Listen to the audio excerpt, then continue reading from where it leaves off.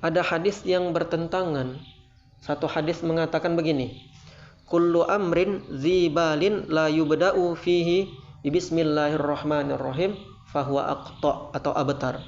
Setiap perbuatan yang tidak diawali dengan bismillahirrahmanirrahim, maka amalan tersebut terputus. Artinya qalilum minal barakah, sedikit berkahnya.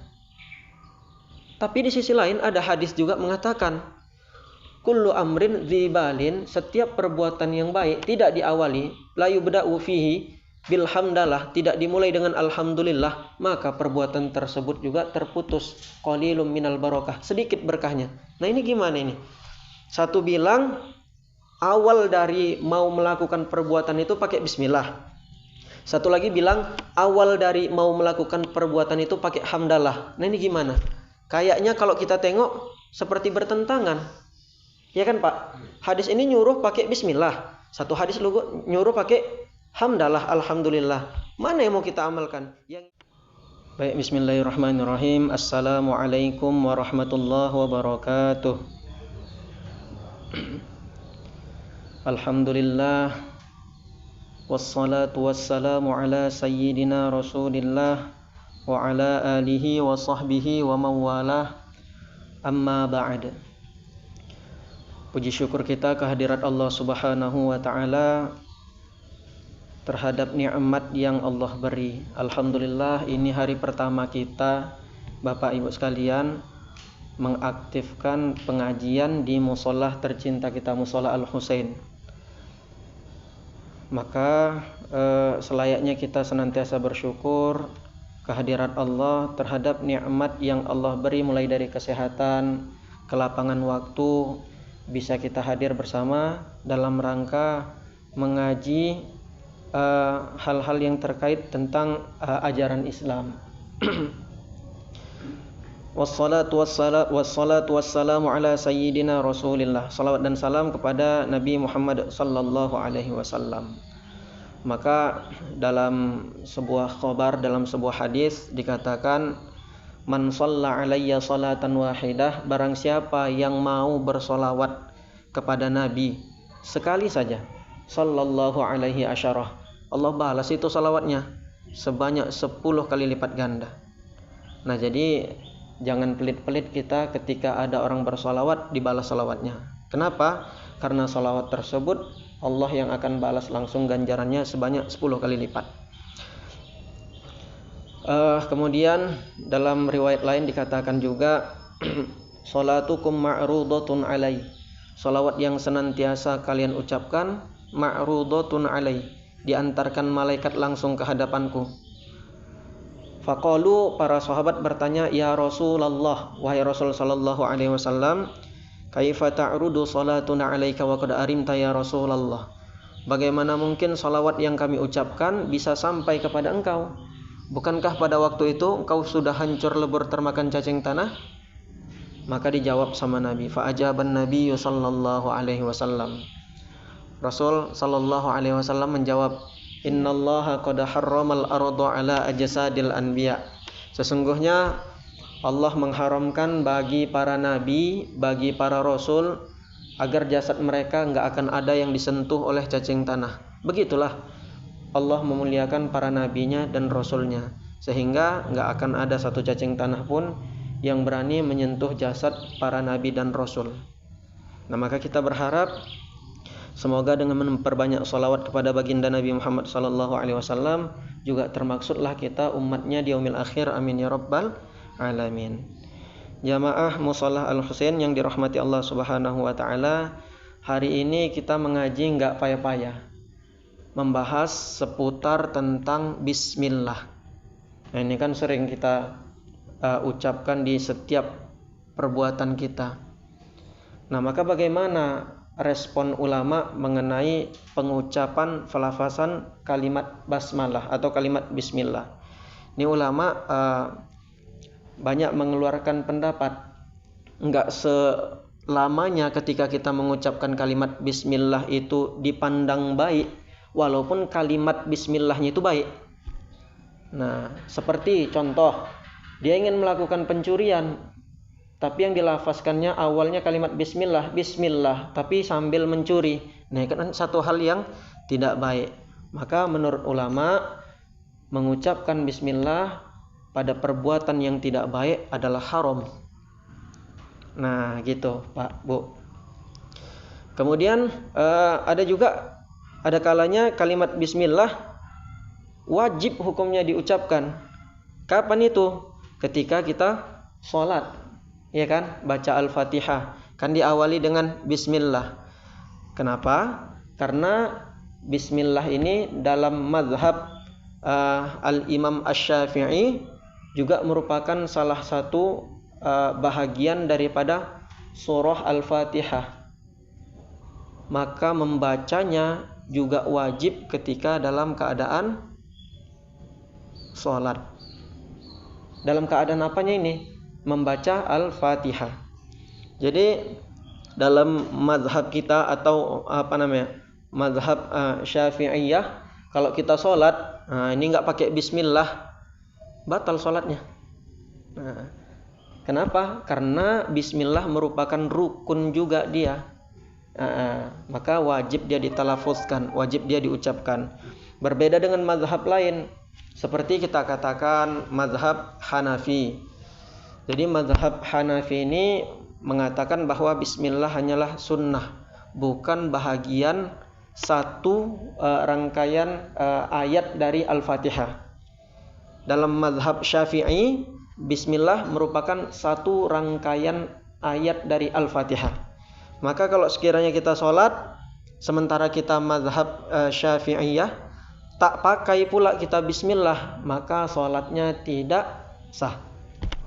Begitu. Kemudian apa lagi contoh pengucapan bismillah yang ketika disebutkan jatuh hukumnya makruh? Mohon maaf ini Pak Bu sekalian. Misal kita mau meludah, mohon maaf, kita mau buang dahak, kemudian terlepas dari lisan kita bismillah, sekaligus kita buang dahak atau ludah tersebut. Ini adalah satu hal yang makruh. Artinya apa? Perbuatan tersebut tidak disukai oleh syariat. Nah, tidak jatuh ke dalam kategori haram, melainkan makruh. Perbuatannya dibenci. Jadi pengucapan kalimat basmalah atau kalimat bismillah ini tergantung pada perbuatan apa yang kita lakukan. Sekiranya perbuatan tersebut terkait contohnya tentang masalah sholat, maka kan kita dalam sholat Al-Fatihah merupakan rukun atau salah satu rukun dalam sholat. Kalau enggak dibaca Al-Fatihah, ya enggak sah sholatnya. Iya kan? Maka penyebutan Al-Fatihah yang kita ucapkan itu tak terlepas dari awal ayatnya itu adalah bismillah. Gitu. Kemudian ada juga yang mengatakan bahwa bismillah ini akan jatuh hukumnya menjadi sunnah. Kapan ini jatuh hukumnya menjadi sunnah? Ketika kita ingin membaca kitab, ingin belajar. Ketika kita ingin ngapain nih? Baca Al-Quran. Ketika kita ingin ngapain nih? Berbuat baik. Misalnya contoh kita mau masuk rumah, kita mau masuk ke masjid, atau kita mau keluar rumah. Bismillahirrahmanirrahim. Allah. Kan begitu ya doa keluar rumah. Maka tadi sudah kita jelaskan hukum mengucapkan basmalah ini terbagi-bagi. Ada yang dia bilang haram kalau misalnya bismillah tersebut dilakukan untuk hal-hal yang haram. Mau mencuri pula dia pakai bismillah. Ini kan kacau. Diambilnya barang orang bismillah. Dia pikir itu satu hal yang baik melafazkannya, padahal satu hal yang salah. Yang salah itu apa? Yang salah bukan kalimatnya, tapi yang salah pada perbuatannya. Nah, maka perbuatan bismillah tidak cocok disandingkan dengan hal-hal yang buruk. Tidak cocok disandingkan dengan hal-hal yang makruh. Nah, begitulah hukum tentang basmalah. Apa sih anjuran kita harus membaca bismillah pada setiap perbuatan? Berdasarkan hadis Nabi Muhammad sallallahu alaihi wasallam, kita bacakan, kullu amrin dzibalin la yubda'u fihi bismillahirrahmanirrahim fahuwa abtar. Sekiranya ada perbuatan, kullu amrin, setiap ada perbuatan, baikkah itu ucapan juga, dzibalin, terkait hal-hal yang punya nilai. Nah, di sisi Allah atau di sisi syariat, la yubda'u fihi bismillahirrahmanirrahim. Perbuatan tersebut enggak diawali dengan bismillah. Ingat, di dalam hadis ini dikatakan fahuwa abtar, maka perbuatan tersebut terputus. Artinya apa? Kita melakukan kebaikan, kalau tak diawali dengan bismillah, qalilun minal barokah, sedikit sekali keberkahan yang kita dapat. Maka untuk menimbulkan berkah-berkah tersebut, selayaknya kita membuka di awal perbuatan yang baik ini dengan bismillah. Maka tadi di awal kita sebelum mengaji kan kita ucapkan dulu bismillahirrahmanirrahim. Kenapa? Karena itu satu perbuatan yang baik, ada nilai barokahnya. Kalau tak kita ucapkan kalimat bismillah tersebut, tetap berjalan juga nya. Nah, tetap berjalan juga, melainkan keberkahannya enggak turun. Oke. Jadi semua pengarang kitab itu rata-rata ketika mereka di awal pembukaan penulisan kitabnya pasti pakai bismillah. Nah, summa bilhamdalah. Kemudian setelah bismillah baru alhamdulillah. Kenapa? Iqtidaan bil kitabil azizi fi ibtidaihi bihima. Karena mengikut ayat Al-Qur'an. Coba Bapak tengok, setiap ada bismillah di Al-Fatihah itu pasti setelahnya alhamdulillah. Ya kan? Nah, fi ibtidaihi bihima fit tartibit tauqifi. Karena mengikut susunan dari ayat Al-Qur'an dalam tartib tauqifinya. Arti tartib tauqifi ini apa, Pak Bu sekalian? Memang Allah dan Rasulnya lah yang menyusun itu. Jadi enggak boleh Bapak Ibu ucapkan alhamdulillah dulu baru bismillahnya. Terbalik. Bismillahnya dulu diucapkan baru alhamdulillah. Itulah tertib tauqifinya. Artinya memang Allah dan Rasulnya yang menyusun itu. Jangan pula kita tukang-tukangi. Kepandai-pandaian. Mentang-mentang dia udah profesor, ditukang-tukanginya ayat Quran. Ini enggak boleh juga. Kalau ada misalnya contoh ustadz yang nyampaikan seperti itu, dimulai dari alhamdulillah dulu baru bismillah. Walaupun ada hadisnya, tapi tidak sesuai dengan tartib tauqifinya. Jadi tengok-tengok juga ini Pak Bu. Enggak semua pengajian itu yang dia berefek baik juga ke kita. Ada kalanya kita makin mengeras hatinya. Ada kalanya kita makin terbuka wawasannya. Nah, pandai-pandailah mendengarkan isi kajian tersebut.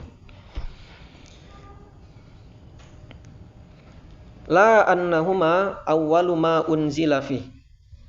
Bukan karena bismillah itu satu ayat yang pertama kali diturunkan. Fa innahu khilafun. Karena sesungguhnya itu terjadi perbedaan pendapat. Ada yang bilang ayat yang pertama kali diturunkan dimulai dengan bismillah. Sementara ayat Quran pertama kali turun surah Al-Alaq, ya kan? Iqra bismi rabbikal ladzi khalaq. Kan itu ayat pertama kali turun, bukan bismillah. Terjadi perbedaan pendapat oleh ulama. Ada yang sebahagian bilang bahwa ayat yang pertama kali diturunkan yaitu bismillahirrahmanirrahim. Nah, yang mengatakan seperti itu atau punya pendapat seperti itu tidaklah lebih kuat dari orang yang mengatakan atau dari ulama yang berpendapat bahwa yang pertama kali turun adalah Iqra bismi rabbikal ladzi khalaq. Kenapa? Sesuai hadisnya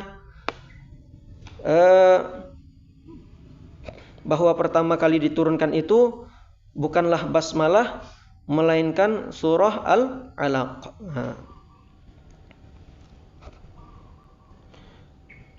Kemudian dikatakan lagi fakalimatul iqra atau fakalimatu iqra bismi rabbikal ladzi khalaq. Kalimat atau ayat yang menyebutkan iqra bismi rabbikal ladzi khalaq itulah awal ayat yang diturunkan oleh Allah Subhanahu wa taala. Siapa yang berpendapat ini? Akhrajahu Al-Bukhari. Dikeluarkan oleh Al-Imam Bukhari, diriwayatkan sama Al-Imam Al-Bukhari. Beliau seorang pakar muhadditsin, beliau seorang ahli hadis. Maka beliau sebutkan yang pertama kali ayat yang Allah turunkan ialah Iqra bismi rabbikal ladzi khalaq, atau disebut surah Al-Alaq. Nah, begitu. Kemudian waqad naqala Abu Bakrin At-Tunisi, dinukil atau Al-Imam Abu Bakar At-Tunisi menukil ijma'a ulama'i kulli millatin ala anna Allah subhanahu wa ta'ala iftataha jami'a kutubihi bismillahirrahmanirrahim. Abu Bakar At-Tunisi menukil bahwa ijma' ulama, artinya sepakat seluruh ulama yang memiliki agama, mulai dari Nasrani. Dulu orang-orang yang mengikuti agama Nasrani, yang mereka nggak yakini itu ya Nabi Muhammadnya. Mereka meyakini tetap adanya Allah Subhanahu wa taala. Kitab juga yang diturunkan kepada orang Yahudi, kepada orang Nasrani. Nah, kitab Taurat, ya kan, Injil, kemudian Zabur. Nah, ini kitab-kitab ini seluruhnya turun dengan mengucapkan bismillah. Jadi bukan cuma Quran aja, Bu, bukan cuma Quran aja, Pak. Seluruh kitab-kitab yang Allah turunkan semuanya pakai bismillah. Nah, ini dia. Terus kenapa sekarang kok enggak ada itu kalimat di Injil kah, di Taurat kah, di Zabur dan sebagainya? Dikarenakan udah terjadi yuharrifunal kalim, penyelewengan. Nah, jadi udah diselewengkan mereka isi daripada kitab tersebut, sehingga enggak murni lagi 100%, atau enggak murni lagi 99% itu kalamullah. Namanya kitab yang diturunkan Allah, kalau sudah diselewengkan, mau sedikit saja dia sudah enggak bisa diyakini lagi. Enggak bisa jadi referensi. Berbeda dengan Al-Qur'an. Inna nahnu nazzalna dzikra wa inna lahu lahafizun. Kami yang menurunkan az-dzikra ini, ayat Al-Qur'an ini, kami juga yang menjaga Al-Qur'an tersebut. Makanya alhamdulillah sampai dengan saat ini dan sampai hari kiamat pun enggak akan pernah Al-Qur'an tersebut oleh orang-orang yang dengki hatinya, misionaris, orientalis, bisa mengubah ayat Al-Quran tersebut. Nah, begitu Pak, Bu. Jadi kalau misalnya ada orang-orang yang dengki ingin menukar-nukar ayat Al-Quran, sampai kapanpun mereka nggak akan pernah bisa. Fa'tu bi suratin mim mislih. Coba kalian datangkan sebuah surah yang serupa dengan ayat Quran tersebut. Sekurang-kurangnya satu surah itu berapa? 3 ayat. Iya kan? Sekurang-kurangnya satu surah itu berapa? 3 ayat. Inna a'tayna kal kautsar. Kemudian fasholli li rabbika wan inna syani'aka huwal abtar. Itu kan satu surah. Coba datangkan satu surah yang 3 ayat gitu aja. Sanggup enggak kalian? Enggak sanggup. Bagi mu'taridhahnya, penantang-penantang ayat Al-Qur'an ini, mereka enggak sanggup untuk mendatangkan ayat Al-Qur'an. Kenapa? Karena dia bukan kalam bashar, bukan ucapan dari manusia, melainkan dia wahyu minallah, wahyu dari Allah Subhanahu wa ta'ala. Jadi manusia ini yang dikasih akal belum sepenuhnya apa yang ada di akalnya bisa mengikuti, mengaplikasikan seluruh alam semesta ini. Enggak bisa. Karena akal itu kecil dan terbatas, maka di luar dari konsep akal ada namanya iman dan tauhid. Nah, jadi kalau misalnya Bu, Pak, akal kita nggak sanggup untuk mencerna, udah beriman aja, cukup. Nah, ada orang yang bertanya-tanya di mana Allah, di mana Allah, di mana Allah. Mau sampai kapan dia cari? Mau sampai buta matanya, mau sampai gila dirinya, tak akan pernah dia bisa dapat untuk jawaban tersebut. Maka sekiranya kita nggak mampu untuk menemukan jawaban tersebut, ingat kita punya hati untuk mengimani akan adanya Allah Subhanahu wa ta'ala. Nggak semua yang ada lah harus bisa dilihat, iya kan? Pikiran ada, bisa Bapak lihat pikiran? Ada nggak kita pikiran nih? Ada. Ada nggak kita insting, rasa dan sebagainya? Semuanya itu ada. Tapi bisa nggak dilihat oleh mata? Nggak bisa. Maka semua yang Allah adakan di dunia ini boleh jadi terlihat. Nah, hukumnya jaiz, boleh saja terlihat. Tapi nggak semuanya harus wajib bisa dilihat oleh mata. Ya kan? Allah ada, betul? Maka Allah boleh saja dilihat. Tapi kapan nanti kita bisa melihat Allah? Untuk di dunia ini mana dikasih kita? Nggak bisa. Nanti fabiidznillah, jika Allah menghendaki, satu saat nanti kita bakal bisa melihat Allah Subhanahu wa ta'ala. Kapan itu? Di surga. Kata Rasul sallallahu alaihi wasallam, "Innakum satarawnakum rabbakum yaumal qiyamati kama tarawnal qamar lailatal badar." Nanti kalian akan bisa melihat Allah Subhanahu wa ta'ala sebagaimana kalian bisa melihat bulan purnama di malam hari, tanpa ada batas. Ya sabarlah pula, ini kita masih fase di dunia. Ya kalau mau cepat-cepat duluan lah. Nah, saya belakangan aja. Iya. Atau saya belakangan, Bapak Ibu duluan. Oke. Nah, jadi kembali ke pembahasan kita, bahwa yang pertama kali itu Allah turunkan berupa ayat Al-Qur'annya adalah Al-Alaq, atau surah Iqra, ayat Al-Alaq tersebut. Kemudian ada juga ulama tadi sepakat bahwa seluruh kitab-kitab yang Allah turunkan, kitab Allah ini apa-apa saja, kitab-kitab Allah ini, Pak Bu sekalian. Ada Zabur, ada Taurat, ada Injil, ada Al-Qur'an. Udah, cuman 4 ini aja. Ada yang lain, ada suhuf Ibrahim wa Musa. Suhufnya Nabi Ibrahim dan Nabi Musa. Itu juga salah satu yang Allah turunkan, suhuf. Nah, jadi yang mu'tamad, yang diakui kitab tertulis seperti Al-Qur'an tersebut 4 ini aja. Tapi suhuf seiring dengan berjalannya waktu sudah tidak lagi diberlakukan. Kenapa? Karena isi kandungannya hampir sama dengan 4 kitab ini tadi. Nah, begitu. Sambil di apa? Pak Bu.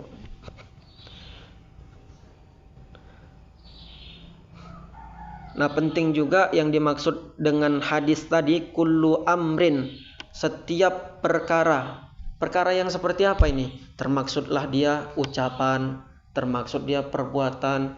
Setiap ucapan, perbuatan selayaknya kita awali yang baik-baik itu dengan bismillah. Baca Al-Qur'an pakai bismillah lah pula. Jangan mau main langsung libas saja. Kemudian masuk rumah, assalamualaikum, bismillah. Kemudian pengen mengarang kitab atau melakukan satu perbuatan yang baik, bismillah. Pengen makan pakai bismillah, pengen minum pakai bismillah. Kenapa? Supaya ada keberkahan pada perbuatan tersebut. Nah, hidup nih kalau udah nggak ada berkahnya, susah kita, capek. Apapun yang mau kita peroleh tapi nggak ada berkahnya, sia-sia. Tengok berapa banyak orang yang jadi pejabat, dicabut Allah berkahnya, asik bermasalah aja hidupnya. Iya kan Pak ya? Iya kan Bu ya? Berapa banyak orang yang menjadi orang-orang penting, tapi ketika Allah cabut keberkahan itu, masalah tersebut makin datang. Nah, ada juga yang ditimpakan musibah atau masalah, tapi dengan sabar, bismillah, saya bisa, bismillah, saya sanggup dengan izin Allah, maka Allah tarik pelan-pelan itu musibahnya. Nah, dia angkatkan Allah pelan-pelan sampai nanti akan ada kelapangan dan keluangan bagi dirinya. Yakinlah, inna ma'al usri yusra. Setiap ada kesulitan pasti ada kemudahan. Dan janji Allah, saya ja'alullahu ba'da usri yusra. Pasti Allah jadikan setelah kesulitan yang kita alami ada kemudahan. Nah begitu. Jadi kita jangan ragu-ragu kalau misalnya beragama ini, kita beriman kepada Allah, imannya jangan ragu-ragu lagi. Buktikan bahwa kita seorang yang beriman dengan sebenar-benarnya iman tersebut. Nah, tadi begitu juga Bapak Ibu sekalian, pada hukum-hukum bismillah tadi sudah kita sampaikan, ada kalanya mengucapkan bismillah itu jatuh hukumnya wajib ketika kita dalam sholat membaca surah Al-Fatihah. Kan diawali pakai bismillah itu. Maka bismillah dalam surah Al-Fatihah merupakan satu ayat pada surah Al-Fatihah tersebut menurut versi atau menurut mazhab Syafi'iyah. Nah kalau nggak pakai dia, langsung aja dia mengucapkan Alhamdulillahi Rabbil Alamin, batal itu sholatnya. Batal sholatnya menurut pendapat Syafi'iyah. Nah begitu. Tapi berbeda. Oh saya bukan mazhab Syafi'iyah, saya mazhab Hanafi misalnya, mazhab Hanafiyah. Oh udah lain cerita lah.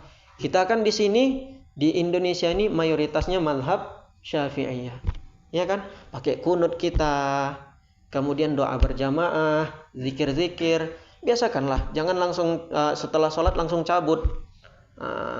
Kita bukan sedang mengisi absensi. Kita sedang berhadapan dengan Allah Subhanahu wa ta'ala. Biasakan 10 menit aja, nggak lama-lama. Nggak sampai kita 1 jam. Zikir-zikir, kemudian sholawatan, doa. Kan nggak sampai 1 jam. Paling lama nanti 10 menit. Dah. Setelah itu silakan fantashiru fil ard. Tebarlah di bumi Allah. Cari rezeki, cari nafkah dan sebagainya. Supaya apa? Supaya dimudahkan Allah segala urusan kita juga. Nah. Ada tadi yang bilang bahwa baca bismillah itu hukumnya wajib. Ada yang bilang baca bismillah itu hukumnya sunnah. Seperti apa? Makan. Seperti apa? Minum. Seperti apa? Baca Al-Quran dan sebagainya. Ada yang bilang baca bismillah itu hukumnya makruh. Misalnya apa? Contohnya kayak kita mau buang dahak. Tiba-tiba sebelum buang dahak bismillah. Mohon maaf dibuangnya dahak tersebut, maka jatuh hukum melafazkan basmalah tersebut makruh. Nah begitu juga makan makanan yang makruh. Kemudian ada yang bilang baca basmalah ini hukumnya, atau baca bismillah ini hukumnya haram. Kapan itu? Ketika mau melakukan perbuatan yang buruk, mau korupsi dia bismillah, mau mencuri dia bismillah. Maka tak cocok perbuatan yang buruk disandingkan dengan lafaz Allah yang baik tersebut. Nah, begitu. Jadi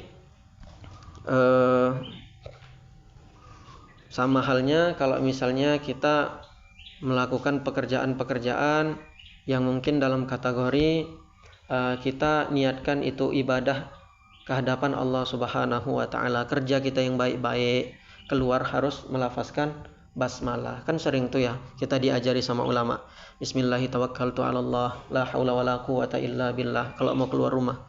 Supaya apa? Supaya termaksudlah kita ini orang yang memasrahkan diri kita kehadapan Allah Subhanahu wa ta'ala. Nah jadi nanti pas ketika balik lagi itu Bapak mulai dari langkah keluar rumah sampai balik lagi nanti ke rumah, kalau niatnya masih semata-mata mencari nafkah untuk memenuhi kebutuhan anak dan istri, terhitung mulai dari langkah keluar sampai kembali lagi ke rumah, semuanya terhitung pahala, semuanya terhitung barokah. Makanya wajar ada orang yang mohon maaf kali kerjanya biasa-biasa aja, tapi kehidupan anaknya bagus, enggak bangsa melawan, anak-anaknya terdidik, anak-anaknya soleh, takwa kepada Allah. Tapi orang tuanya biasa-biasa aja, kaya pun enggak, miskin kali pun enggak. Tapi hidupnya berkah. Kenapa?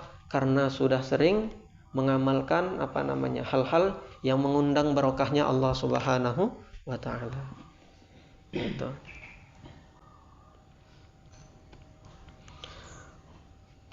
Kita lanjut, Pak. Mungkin sampai di sini dulu Bapak Ibu sekalian, jamaah Musholla Al-Husain yang dimuliakan Allah Subhanahu wa taala. Barangkali nanti ada yang mau bertanya, dipersilahkan dengan segala hormat. Baiklah Bapak Ibu sekalian, jamaah Musholla Al-Husain yang dimuliakan Allah Subhanahu wa taala. Mungkin itulah sekedar penyampaian tentang permasalahan hukum atau al-ahkam anil basmalah, hukum-hukum yang menceritakan tentang bismillah. Ada kalanya mengucapkan bismillah tadi seperti yang saya bilang jatuh hukumnya wajib, ada kalanya sunnah, ada kalanya makruh dia, ada kalanya haram. Nah, itu harus kita pahami bersama. Kalimat bismillahnya baik, cuman tergantung apa yang kita kerjakan, baik atau enggak.